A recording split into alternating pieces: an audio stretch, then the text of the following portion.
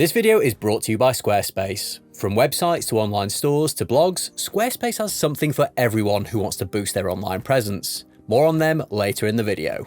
Playing tournaments was never high up on my agenda when I got back into the hobby a few years ago. I'm not a particularly competitive person, and it's not something I thought I'd ever appreciate, but after attending a few, I found that it really added to my enjoyment of the hobby, and being able to put my painted models to the test on the tabletop and roll some dice against people I would never normally play against was a lot of fun, and some tournaments have become the highlight of my hobby year.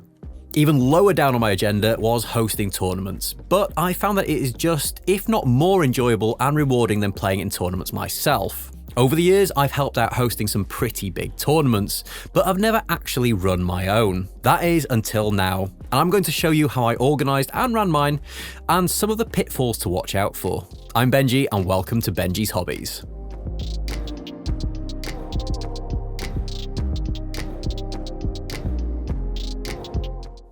So hosting an event starts way before the day of the tournament itself. There's a surprising amount of preparation that goes into getting yourself, your venue, and your players ready for the big day. First off, let's talk venue. You'll need to find a venue that has space, enough tables to play games on, and is available on the dates that you want.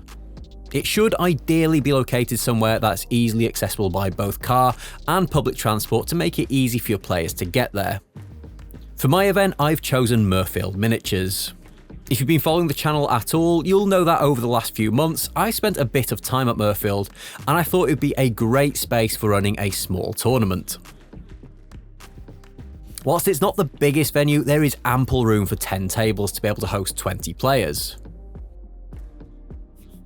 Now, before you go and advertise your event, you'll need to decide on a few things, such as points level, any other restrictions that you might want in place, and the running order of the tournament, including how many games, length of the rounds, and so on. It's also best to decide what sort of event it's going to be. Are you expecting it to be a super competitive tournament for experienced players, or are you aiming more at beginners in your local community? This can help players decide if it's the sort of tournament that they want to attend or not. I opted for a beginner-friendly one-day event at 600 points, which is a pretty standard points level for Middle Earth SBG. It's not prohibitively large for newer players, but it's big enough to bring some cool models and interesting lists. Now, this one is completely up to you. Whilst you don't have to charge for your tournament at all, it's wise to at least cover your costs, such as prize support, venue hire, and anything else that you might end up needing to spend money on. Advertising your event is going to be important if you want to sell all your tickets, and social media is a fantastic resource for this. I created a Facebook event which included all the key details and shared it to some appropriate groups, such as with my patrons and on the Murfield Miniatures Facebook page. You also need to remember to include a way for your players to pay you. Reserving a space by paying through PayPal is possibly the easiest and most convenient way to do this. Terrain is an important part of wargaming, and it will really help your players have more immersive games. You can make it yourself, however, preparing several tables worth of terrain will be a daunting task in itself, let alone transporting it all to and from the venue and storing it all after the event.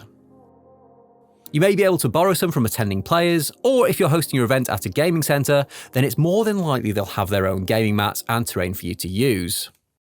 Thankfully, Murfield had a load of their own terrain and gaming mats, so it made my job so much easier.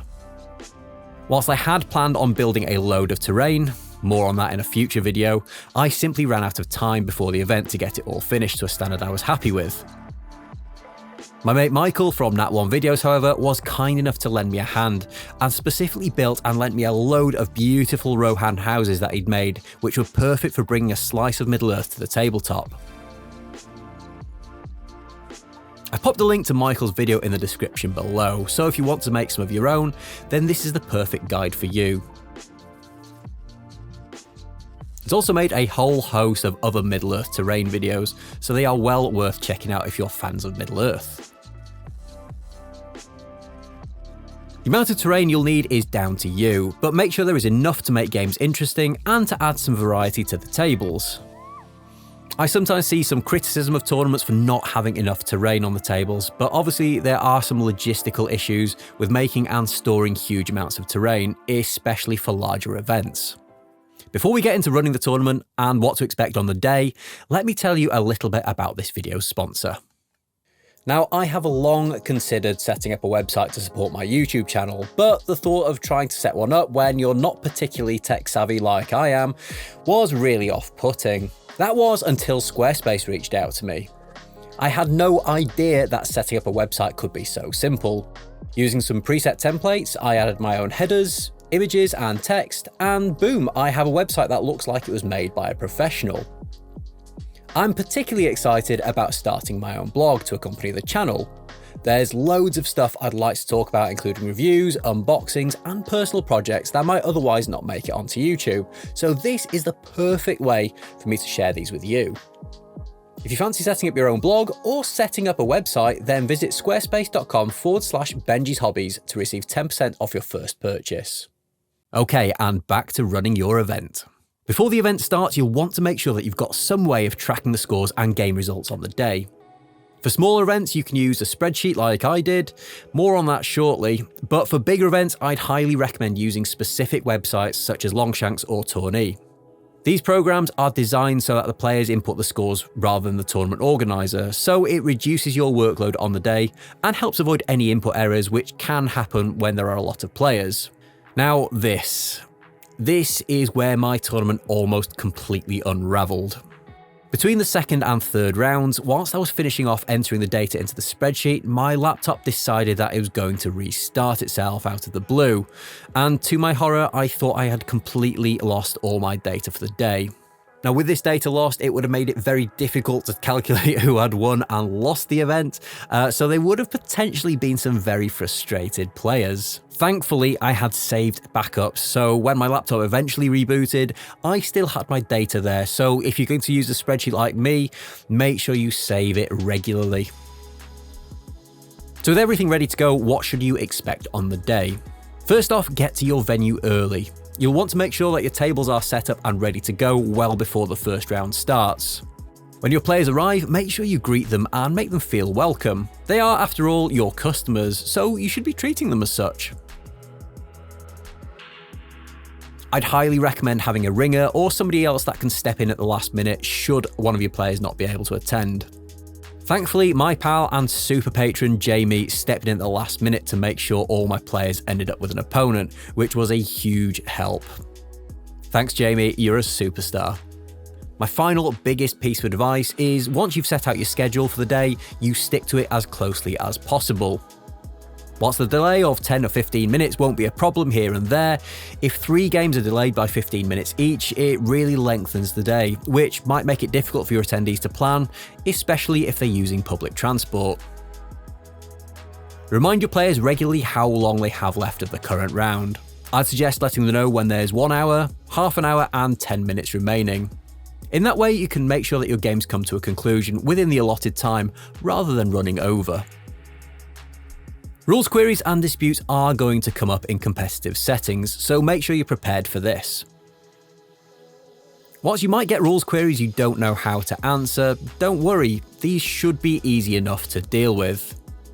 First off, you should check the wording of the rules, and if after reading the rules over you're still not sure how to proceed, then ask the players to flip a coin. In most cases, it's probably better to solve the dispute in this way, rather than drag out the game unnecessarily. Once all the games are concluded, it's time to tally up the scores and see who the winners are. Whilst prizes aren't strictly necessary, it's always nice for the winners to go away with something, and it can be an extra incentive for players to come to your event as well if you have some cool prizes up for grabs. At my event, I had prizes for first, second and third place, as well as a personalised wooden spoon for the player who came in last. And one aspect that I feel is incredibly important and should be awarded at every tournament is sportsmanship. It encourages the right type of behaviour and rewards players who play within the spirit of the game. And as a tournament organiser, this goes a long way.